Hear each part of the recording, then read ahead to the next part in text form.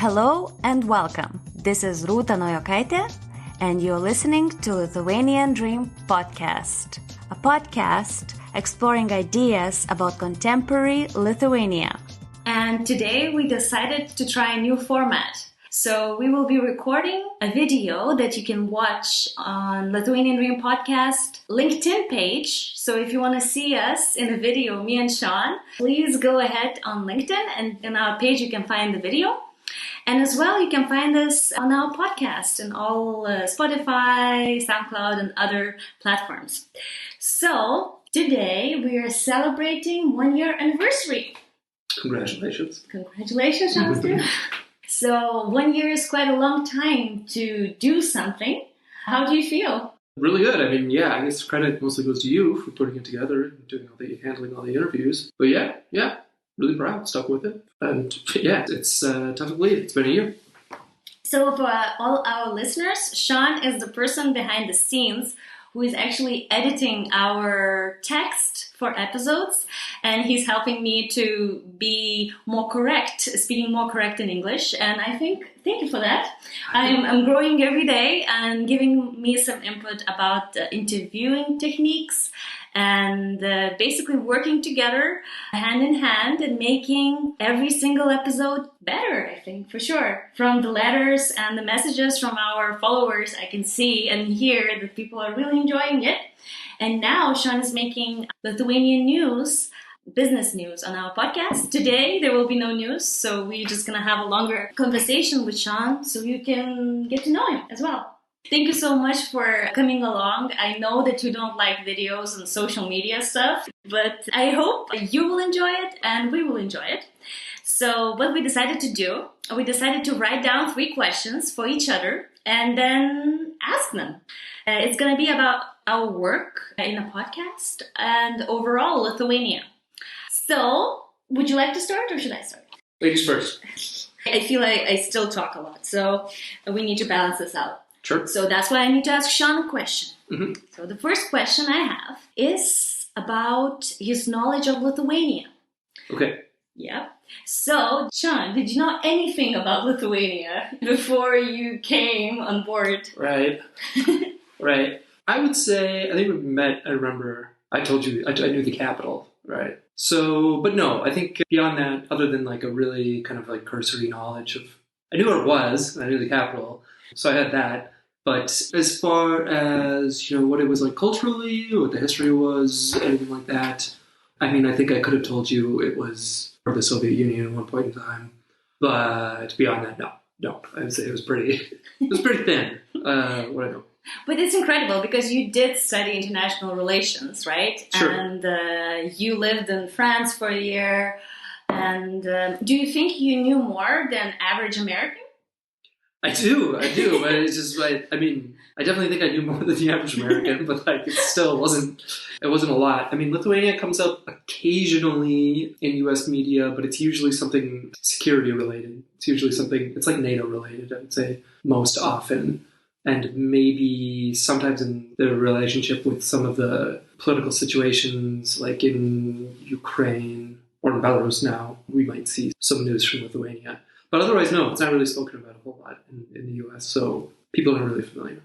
Well, we are for sure taking a big stand on the issues within the region, and I'm very proud of our president, Gabriele Valodskaite, who was even elected as a Person of the Year in Ukraine for her involvement in, mediating the conversation between Russia and EU about Ukraine. And now with Belarus, Lithuania accepted the head of the opposition leaders. So she lives in Vilnius, actually.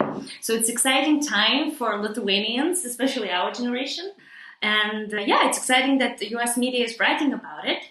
So, do you have a question for me? Yeah, okay. So, something I know we worked on a lot at the beginning was like an interview style. And what I was wondering is, what have you learned about interviewing since you started? I know it's a lot different than what you worked on initially. So that's, how do you choose your questions wisely? How do you guide an interview to make sure it's going to the right place? How do you prepare for an interview? Just, I guess, tell us how that your process has developed.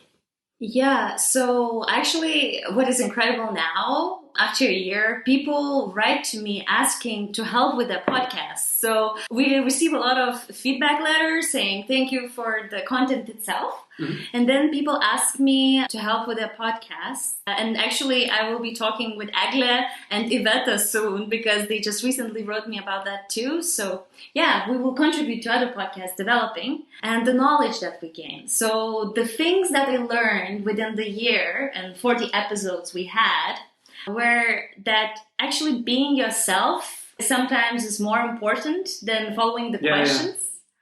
Yeah. Natural. And, yeah. Natural is big. Yeah.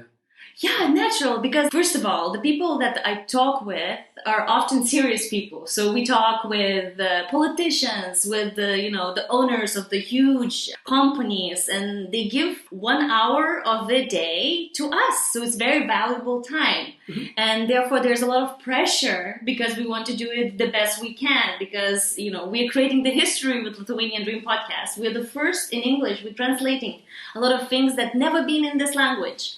So there's a lot of pressure, and I think at the beginning I tended to write down the questions and really try to follow them, mm-hmm. feeling that if I'm going to miss one question, it's going to be the end of the world because we're not going to communicate everything in that.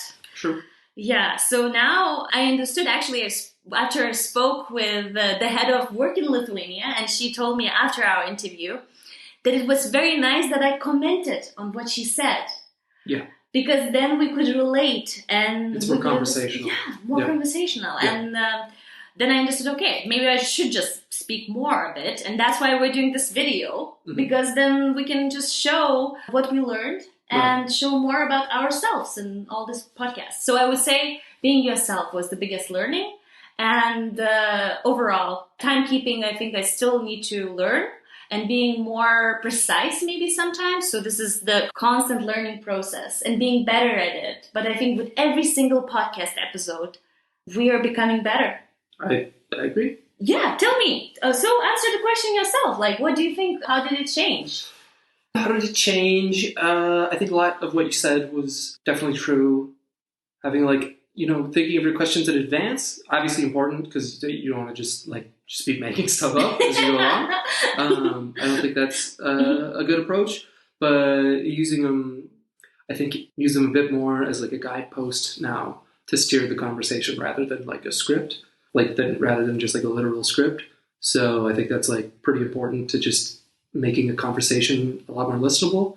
I think scripted conversation, really strictly scripted conversations can sound really contrived and kind of difficult to listen to. So avoiding that as much as possible has been really good. Like you said, I think you mentioned at the end, being kind of precise in your subject area and kind of digging into that person's individual subject area is something. I think maybe at the beginning we were a little bit broader and it was kind of okay, you did this and how about that in Lithuania, right? It was very much here's your subject area and then what about Lithuania, or about the Baltics. And since then, I think it's a lot more focused, a lot more specific. I think interview subjects probably appreciate that because it means that we've done our homework and they're a little bit, they're just appreciative of it. So that's changed. I think that covers two of the big things that I think I've seen a lot of development in. I think for sure, working with you was very useful because at work you do webinars as well.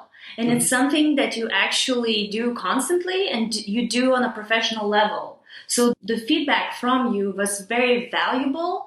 And I think having a native speaker and a person who actually closely work with communication in that side was very, very useful and challenging me every single time when I would do the interview, saying, should we ask this question? Sure. What does this mean? Can we make it shorter?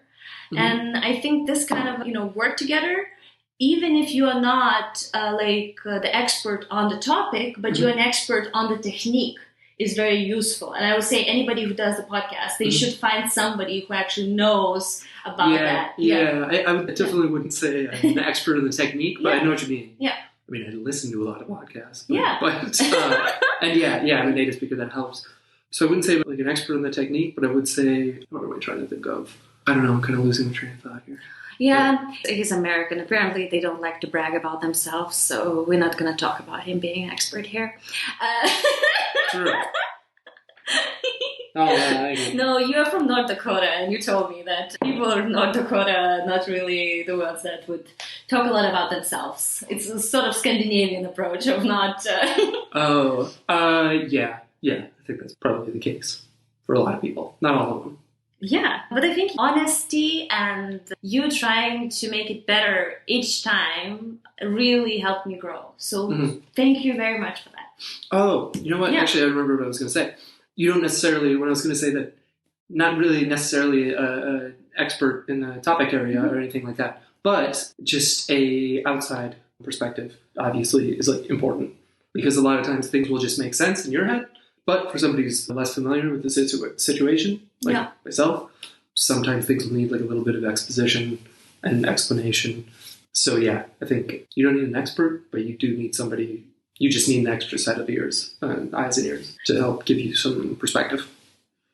Yeah, it's like some things are obvious to me coming from Lithuania or even coming from marketing or digital health. I'm just like, okay, e-commerce or, I don't know, medical app security, cyber security. And for some people, it doesn't say anything. You need to have explanation. Yeah. And then, like, I remember us going through the questions and you would be like, what does this mean? And can we just have, like, short intro on the topic before we dive into it? Yeah. And for sure, like, yeah. Yeah. I think if you're exploring the topics that are of interest to, like, a Lithuanian audience, but you're also trying to kind of bridge the gap between that and an English-speaking audience, like a broader audience, that's like a big challenge and something that we always need to remember, that you need to give a bit of context and a bit of explanation for a lot of things. Even just questions sometimes need like a little introduction. Like, this person did, so you did this in Lithuania in the past. Question. Because without that, like, I don't know, because I'm an American, so I have no idea. Yeah, I think we're already going a bit in the details, but actually, yeah, I agree that explanation is needed, but at the same time, the balance, right? So you cannot really talk too much because people will get bored. I remember we talked about that, like 10 minutes, you need to make a joke or you need to move around so that people wouldn't lose their attention or, like just have some little cookies inside your interview so people could just come back and just be like, okay, like I want to continue listening to this. Speaking of, as far as the 10-minute rule, maybe we should move to the next question then. So actually, coming back, I had a question about webinars. So you do webinars at work. What did you use from what you learned at work in a podcast? Yeah, it's a good question, actually. Because it definitely made me feel like a little bit more confident to help you out with it. Yeah, I mean, the importance of editing, the importance of keeping in mind people's attention spans is pretty important, actually. It really is. The natural tone, that one was pretty important too. That's a huge thing, because sometimes you see the difference between a 5-minute presentation where the person feels comfortable and natural, and a 5-minute presentation where the person's very robotic and this is point A and point B and point 3. Yeah, and they can be pretty painful to listen to. So definitely took that lesson. It's kind of just an overall feel. There's a lot of things that you listen to it when you're bringing it to the podcast, but yeah, definitely a sense of pacing, a sense of tone. Yeah, so it was useful. And do you think, was it easy to keep up with the pace you just mentioned? We did every 2 weeks episode. We do now every week. Do you think it's worth it? Because it does cause a bit of stress and it's free time, right, after work. Oh, I mean, I guess if you're talking to an audience about if they would, as far as a time commitment goes? Yes. I mean, it's really what you make of it. I mean, you have a few people working on this, so it's a bit of split of duties, but you drive quite a bit of it. So, from my perspective, I'm comfortable with it. But I think if you want to do it correctly, people should be willing to dedicate a bit of time. I don't know. Would you say there's a ratio of per hour of content, hour of outside work needed? Yeah, for editing and promotion. It's just when people ask me about that, I would say that it depends how well you want to do it. Yeah, for sure. There are different aspects of the podcast episode itself. So there's basically the idea of your podcast will take strategy, will take a bit of time. You need to find the niche, you need to find the topic, you need to find the name, all these things. Yeah, then you sort of develop the questions you want to have or the guests according to the topic. We concentrate on Lithuania. Some people might concentrate on marketing, on content marketing. More specific the better.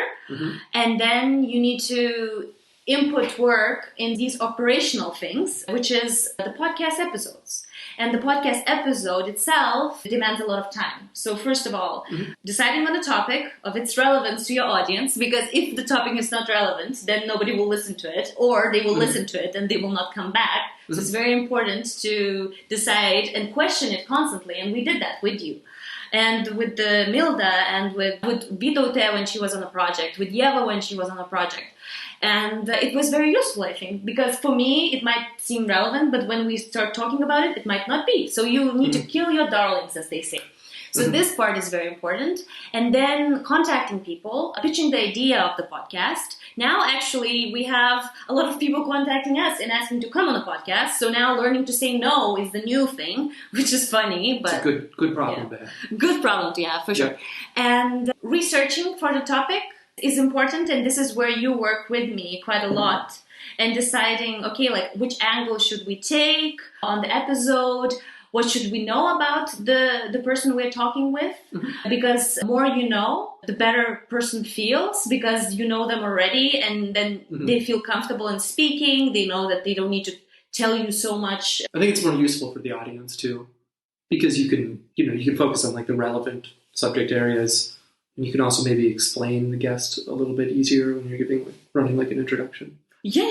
But it demands time. So, like, basically, I think for me, it takes around 2 hours to know the guest. Like, just reading, watching YouTube videos with them. I start from YouTube videos. I look all of them. I search the name. They say that YouTube is the second most used search engine after Google. And it's great because it's visual and you can do, I do something else and I watch all the YouTube videos with that person. Then I sort of multitask. And then I do Google and I search for everything with that person on and I try to read it, skim it, because a lot of articles I found, they're sometimes being recycled or reused. So they just send, press release to everyone. Anyway, 2 hours for research, good research, I would say 2 hours, maybe more, depending how famous the person is and how much you want to prepare. The topic itself, it's not always about the person, it's more about the topic. It needs to be researched. I tend to spend 1 hour. Then how much time do you spend, researching the topic, looking into it? Oh, I mean, that really depends. Some people, like somebody who's like a political figure. Yeah. I mean, they're more out there and they're more public and there's a lot more. I mean, also it's pretty easy to understand, like what they put out there is made for the general public, right? Like they have a position. They did this in the past, like it's for public consumption. If you're somebody like from academia or from the business world, like what they've done necessarily isn't like their record isn't put out there for like the broader public. Like somebody who started like a tech company didn't necessarily want to become like a public figure. So they didn't, they don't put out regular updates and press releases about what they feel about things, right? So those people take a little bit longer, I guess. So I guess it kind of depends. It really depends, I guess. Yeah, but like just researching the topic and the person, it will take, if you want to do it well, at least 5 hours, I think, combined. Like if you want to have 2 people working on it and editing, like both of our time. Then we have the podcast itself. Recording, we have 1 hour interviews. So it takes 1 hour, but like agreeing on the time as well sometimes takes a bit of time. Yeah, I mean, there's some scheduling stuff. Yeah, prep, scheduling.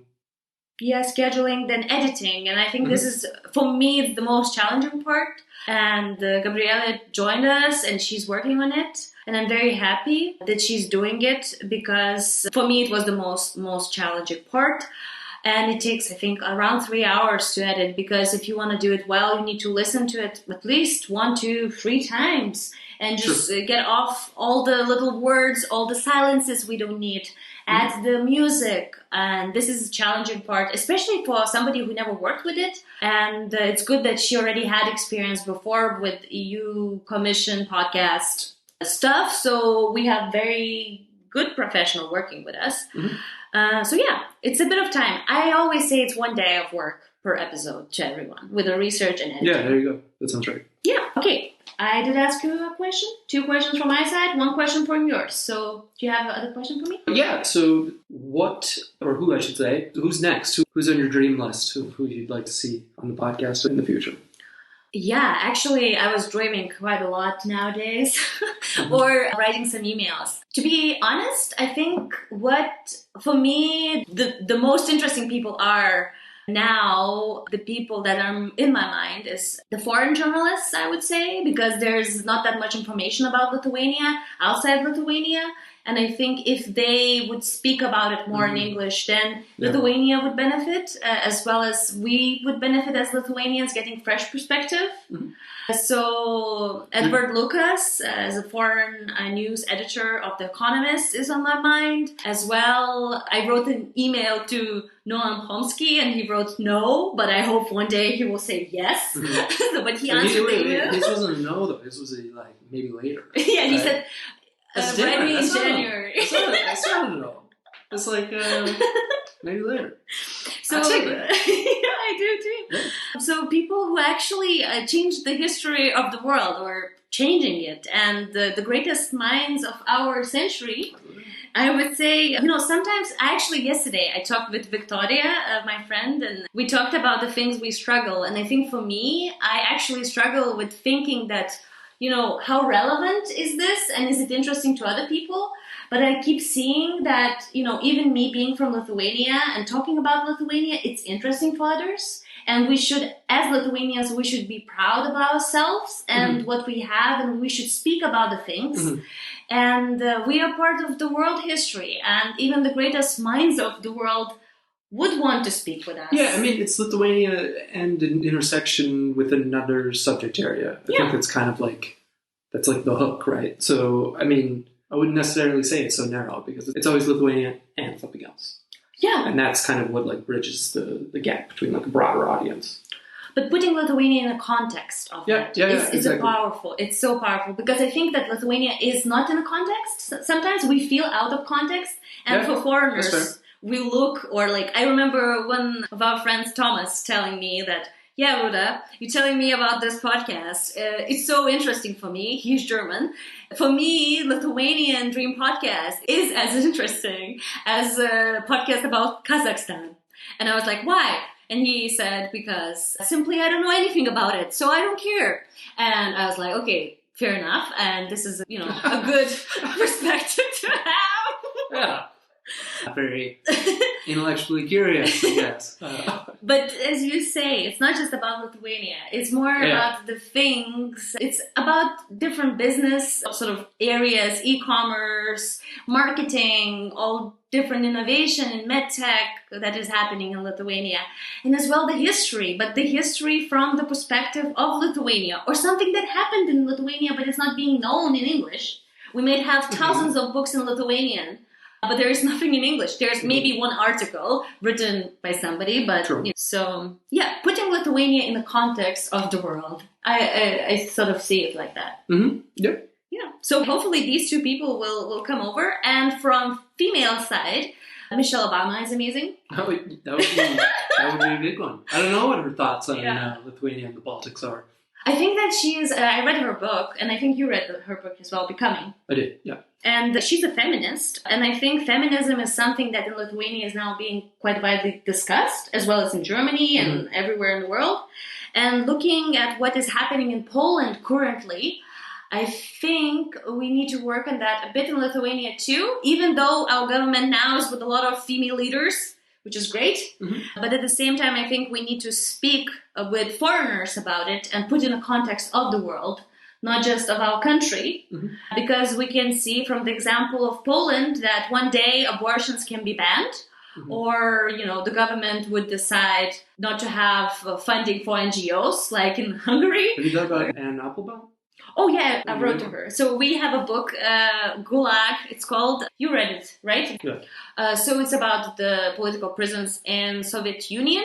And she's historian and the wife of ex-prime minister of Poland. And that's why you remembered, right? Yeah. And I wrote her an email. So let's see what she says. yeah, if you guys have any suggestions for foreign journalists that would be interesting to interview, please write to us. You can write through LinkedIn, Facebook, Twitter, Instagram, or to our email, labas@lithuaniandream.com. And as well, Sean, please give me those names. Keep giving me those names all the time. All right. And actually, my question to you is related to that. What are your favorite podcasts? Because I know you listen to podcasts all the time. Yeah, right. Yeah, definitely. It's actually a bit of a bad habit. I need some more, like, what's it called? Quiet space in my life. Oh, quiet time. Yeah, exactly. But I really do like interview shows, which is why it's interesting to work with you on this. What are a few good ones of those? Ezra Klein show, I like. It's got a lot of interesting guests. Usually on the political side, but not always. Trying to like steer away from political because it's just a lot, especially in the States right now. Oh, did you like the election week, Sean? Oh, that was miserable. Yeah, no, I've had enough. I've had enough politics. Let's just wait to talk about it till 2024. It's just a lot. 4 years. Oh, for something funny, I like WTF with Mark Maron. He's a comedian who interviews like just a lot of, I guess, cultural figures. Like, and a lot of comedians, other comedians, but then also like bigger names too, from really anything. Actually, if you want to start with one on that, he interviewed Obama, who you should write into. I'm just gonna write the family letter. Maybe Christmas, sort of best wishes for Christmas. The family of Obama. Write to Michelle. Write to Michelle and be like, we'll take Barack too if you're busy. Or maybe one of your kids would like to come over as well. Whoever in the whole family's fine. Or maybe the vice president of Obama and the current president of US would like to come. All the family stuff they have. Yeah. And then what else? Oh, I listen to like a bunch of history podcasts and stuff, but I don't even remember all of those. What's that called? Hardcore History, I think? That's a good one.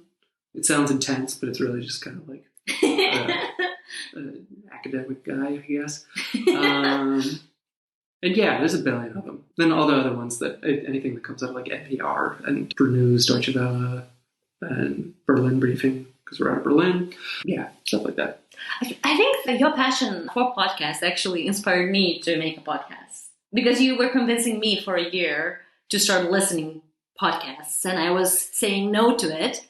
And I was like, this is something I won't like because I like videos. And I have some friends who still say it. And I believe that one day they will just flip. And I did that. And I was like, okay, why didn't listen to him for a year? So I don't know. You really should have. We could have had a 2-year anniversary by now. Just listen to me. It's not about the quantity, Yeah. True. But yeah, I mean, it's a good time to be in podcasts. They're taking over the world. It's crazy, actually. They're everywhere now. I feel that it is so incredible that actually now when I write to people or when they talk with me, they're like, oh, I listened to your podcast. And I'm just like, wow, you know me, like in a sense, because, we spend so much time. Yeah, I just wrote an email to one person that I don't know, and he answered, hey, I listen to you all the time. And I'm just like, wow, cool. And the email was very sweet. I've heard this from other hosts on other podcasts that for one reason or another, people who listen to them, it's exactly what you're saying. I feel like a really kind of a personal connection, I guess. Just because, you spend a lot of time with that person's voice, I guess, and it kind of gives a feeling of connection. But I think it's brilliant because like nowadays we feel, especially when we are on lockdown, we feel closed from the rest of the world and having that kind of connection, I think it sort of helps to substitute some of the connection we had when we could go outside and be with people. Yeah, sadly, yes, but that's probably true to some extent. Yeah.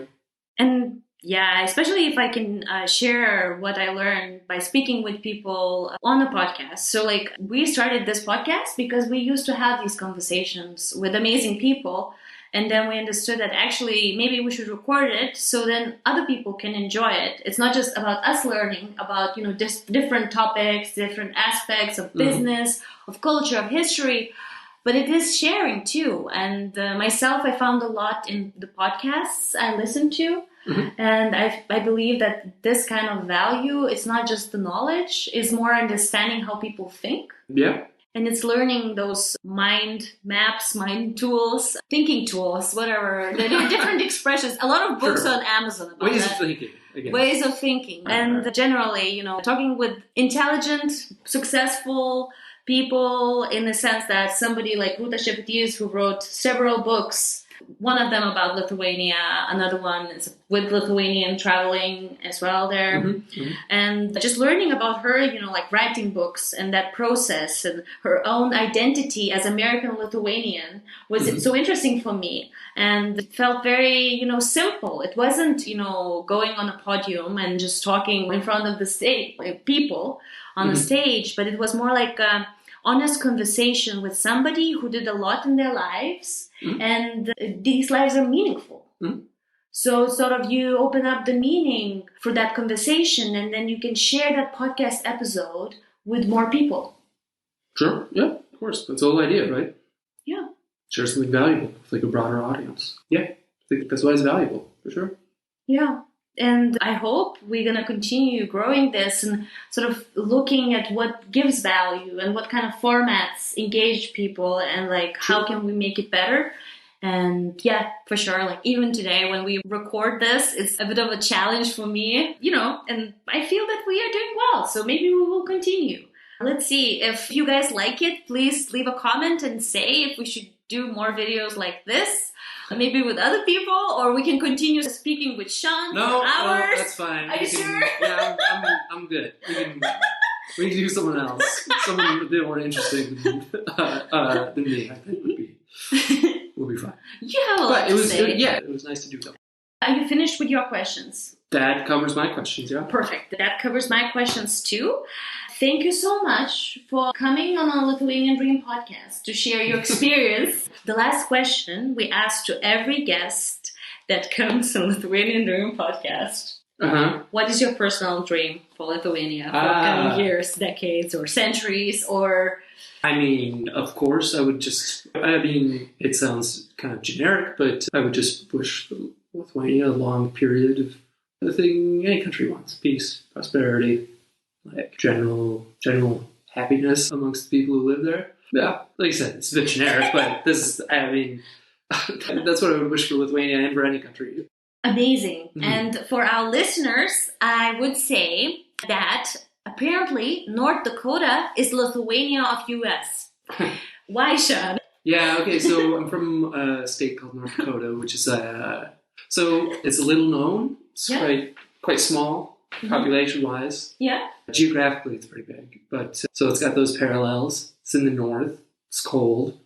People in the U.S. don't know where it is. It's definitely similar to Lithuania in that respect. That Americans don't know where it is. Yeah, so that's true. There's definitely some shared characteristics there. And lovely people, I would say that. Really lovely people. I have visited amazing people. And yeah, so for all our listeners, I would say that sometimes we say that Americans don't know geography. I know that. But I believe a lot of you don't know where North Dakota is. So that's fine. The homework is go ahead, find the map somewhere. You can do it on Google Maps or some old geography book. See where is North Dakota and write in the comments what is the capital of North Dakota, please. Actually, you know what I'd like to see? Is just like what people's guesses would be. Oh, okay. Yeah. Just if they had to guess where it was. Do that one for me. Do the capital for it. Okay. And then do your guess for me. Because I'm curious to see where people actually think it is. Yeah. I don't know. It is great. Lithuania is tiny. North Dakota is huge. I think 3 or 4 times bigger than Lithuania, but you have 3 or 4 times less people. I remember we were looking at it. Yeah, something like that. But great people, and already have the snow in the middle of November, which is incredible. Yeah. It's one of the reasons I don't live there anymore, I guess. Amazing. Thank you again for coming on our podcast. Of course. For talking with us and sharing all the experience of working together on a podcast. And I hope we're going to continue, and in a year we can record another episode.